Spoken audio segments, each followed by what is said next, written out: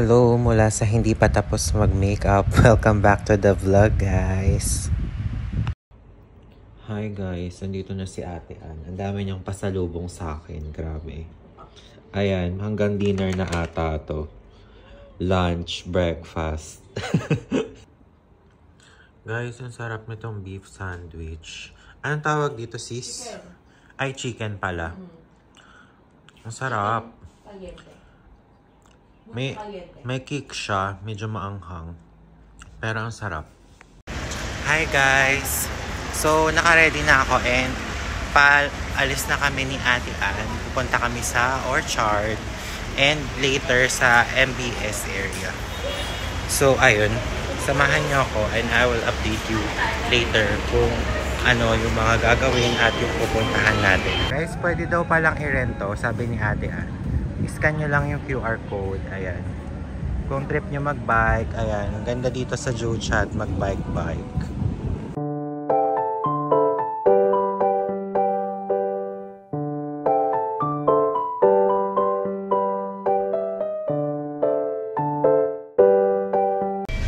Hi guys. Ayan. Kasama ko ng aking pretty cousin. So, ayan guys. Yung stadium sa Singapore. Diyan magko-concert si Taylor Swift sa March. So, sabi ni Ate Ann, punuan na raw yung mga hotel dito. So, good luck talaga sa Singapore sa March. Sobrang busy nila for sure. Dito pala ako dapat nag-stay guys. Hotel Key World. Charot.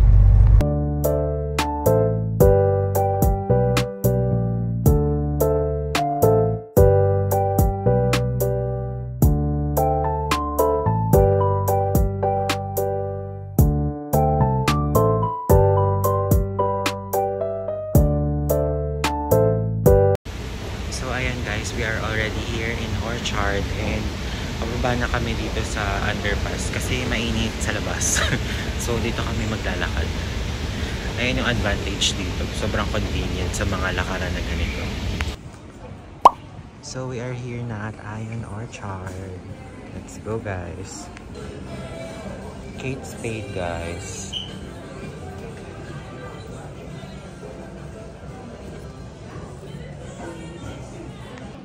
Naka 30% off guys itong mga bags here.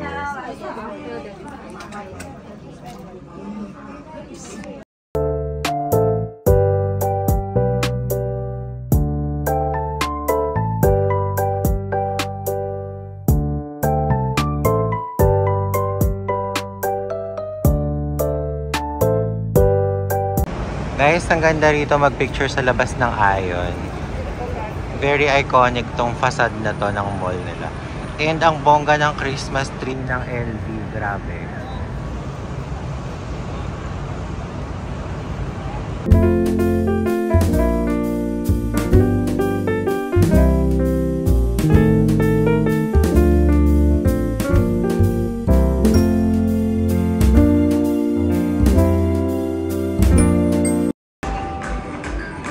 Guys, so sa loob ng Christmas tree ng LV, may pa-digital experience.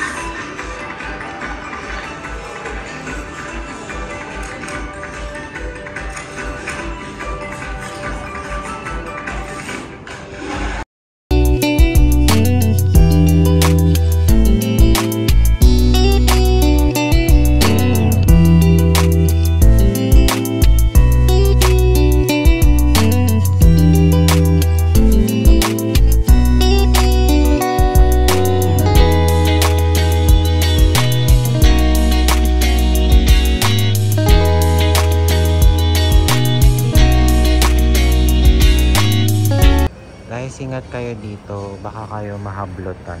Char! Guys, meron ding Sephora dito sa Ion. Mas malaki yung Sephora nila here compared dun sa Vivo City. Ayan. Guys, nakakaloka. Ang init-init kanina, ngayon biglang sobrang maulan. So, ang advice ko sa inyo, lagi kayo dapat may payong sa bag. Though, lagi namang may walkways dito. And now, punta tayo sa Lucky Plaza. Ito yung mall ng mga kabayan dito. So, dito tumatambay usually mga Filipinos. Ayan. Dati dyan yung mga remittance centers, ganyan. Nung nag-work pa ako sa Singapore, dyan ako nagpapadala ng pera sa family. O, diba? Sobrang nostalgic. So guys, tara samahan nyo kami mag-ikot dito sa Tutuban Mall. Charot! Ayan, we are here na at Lucky Plaza and ayun, mag-ikot-ikot tayo here.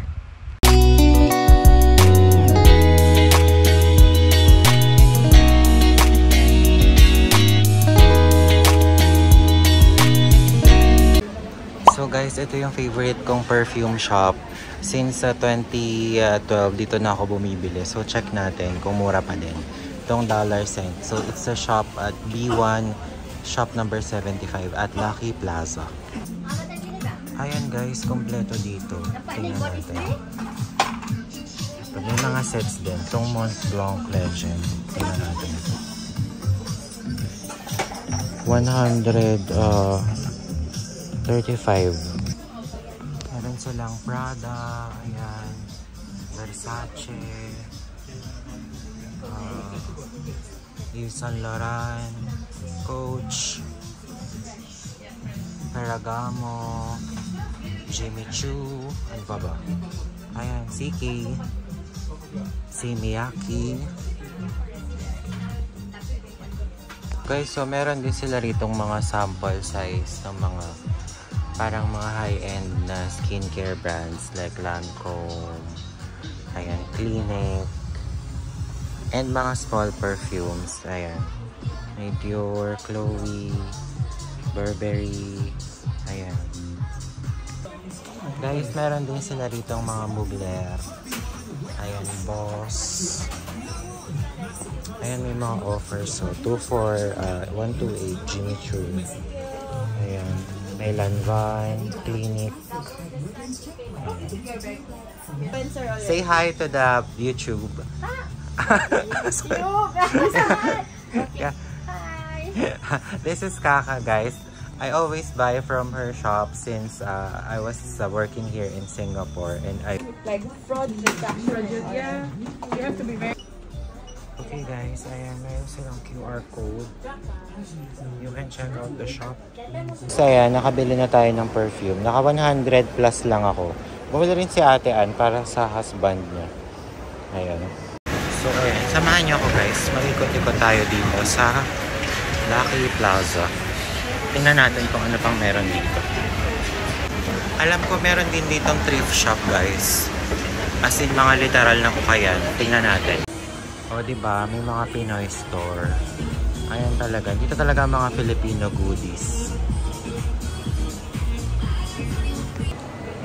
Parang kailangan ko nang pumunta rito dahil parang nirarayuman ako sa sakit ng legs ko. Char! O guys, nakikita nyo ba ang nakikita ko? Jollibee. Ito guys, ang ukay. Tignan natin. Nakaka-excite.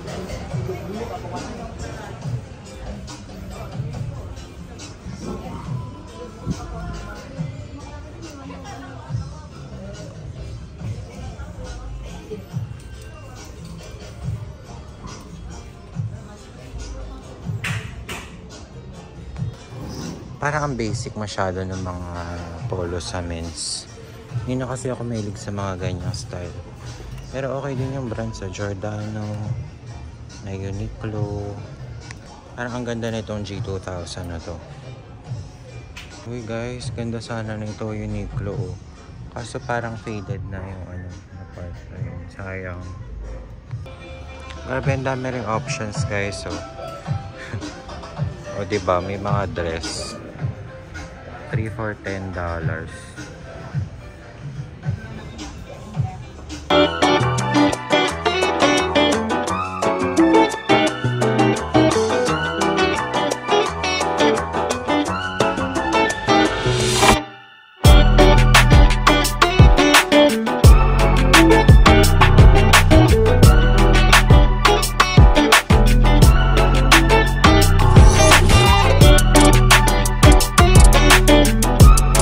Ayan, parang nakakatawa lang na even in this very expensive city sa Singapore, meron pa rin thrift shops, di ba?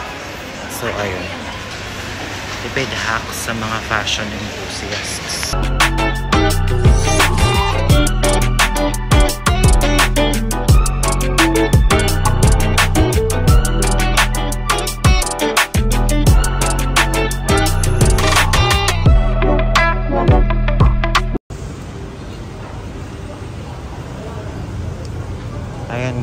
another mall nila, yung Takashimaya. And punta kami sa Hilton. Ko-coffee kami ni Ate Andon. And isa pa to sa magandang mall dito guys, tong Paragon.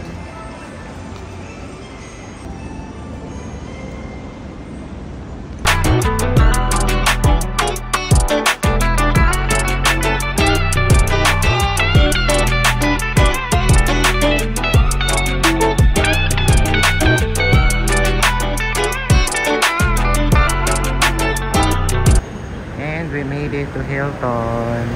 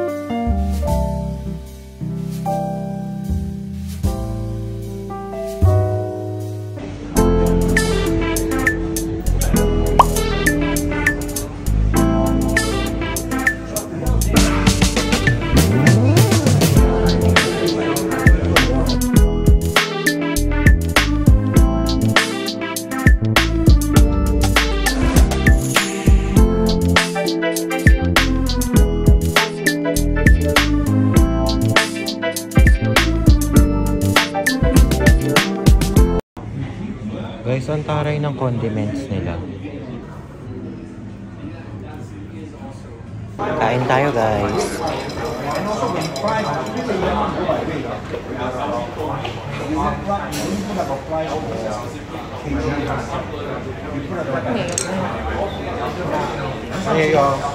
Mustard yan. Mustard. Mustard yan. Parang masarap siya sa nuggets.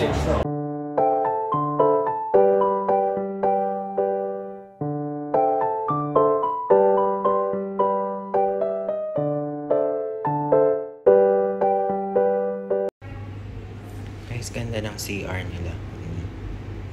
Bongga. Ganda mag-selfie.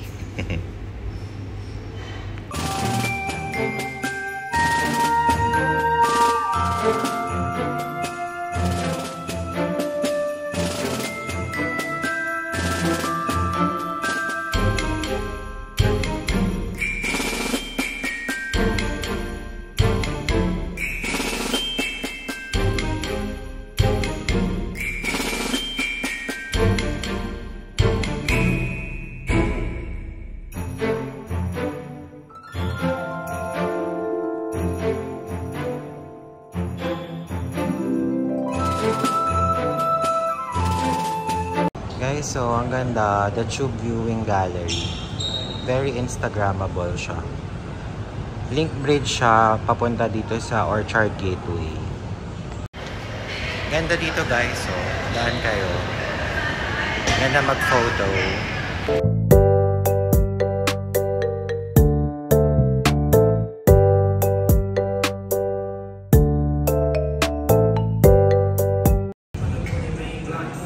Here at Foot Locker guys.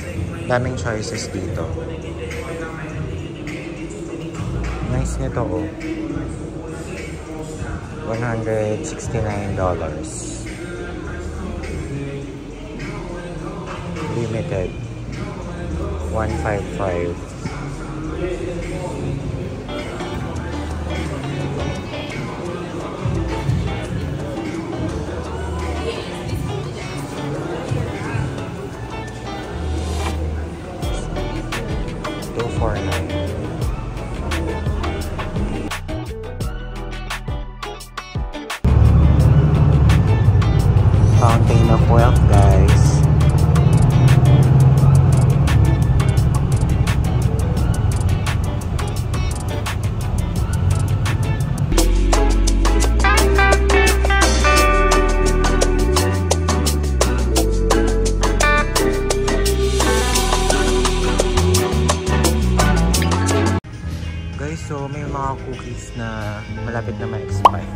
So, tagwa $1 na lang sila.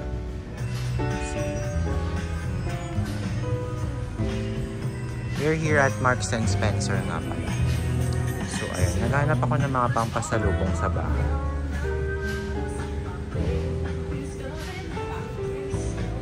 Mga nakasilo. Eto guys, mga chocolates. Pero mahal pa. Ayun, granola guys. $2 na lang. May mga nice din na polo guys. So, pa-sale. $40. $39.90.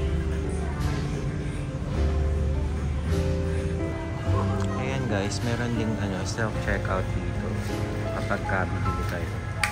So ayan guys, namakyaw kami ni Ate ng mga pasalubong from Marks and Spencer. Grabe yung bongga ng $1 sale nila. So ayun, and mostly cookies and chips lang yan.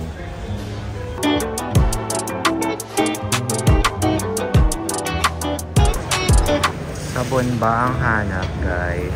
Char! May MFK dito guys, oh, bongga. So guys, nag-try ako mag-amoy-amoy dun sa MFK ng Gentle Fluidity Gold. Sobrang bango niya, kaso ang mahal. And now, I'm here at Japan Home. Tingin pa tayo ng mga murang pampasalubong dito. Ayan guys, so mga chips. Ayan. Chocolates. Mura to, Cadbury. Ang laki na, $2.50. Nasa 100 pesos lang. Ayan, ano pang meron dito? Ayan, mga noodles, ganyan. Baked crisps, ayan. Ayan guys, Godiva, Guitar Sport. Mura din ito lang. So ayan guys, bumili lang ako ng Guitar Sport, Cadbury, tsaka ng wafer sticks. Total is around almost $15 lang. So guys, babalik muna kami sa hotel dahil ang dami nang napamili. Bababa muna namin to. Then try namin pumunta sa Marina Bay Sands.